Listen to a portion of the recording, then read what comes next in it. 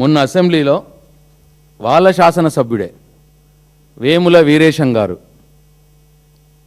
Question వేసినాడు అసెంబ్లీలో ఆర్ఎండ్బి మంత్రి గారిని. ఇదేంది? ఇది క్వశ్చన్ నంబర్ 1606 1606 క్వశ్చన్ నంబర్ ఇది. వాళ్ళ శాసనసభ్యుడే వేసినాడు. మీ అందరికి నేను ఇది పంపిస్తాను, ఇప్పుడు ఇస్తాను. ఏమని వేసినాడు? Will the Minister for Roads and Buildings to please to state A. The number of kilometers of new roads sanctioned in the state.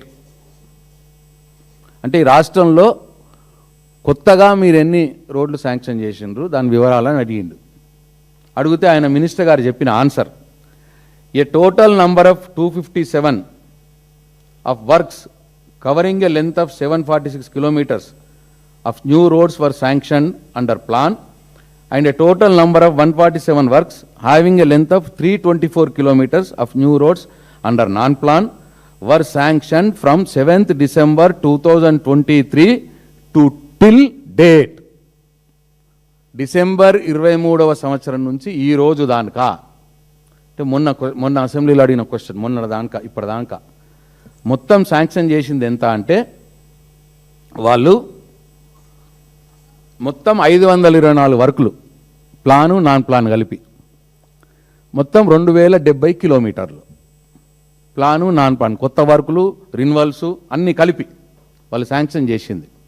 524 వర్కులకు గాను ఎన్ని కంప్లీట్ అయినాయని అడిగిండు ఆయన వేముల వీరేశం గారు. ఇంకో question, the number of sanction roads completed అని అడిగిండు.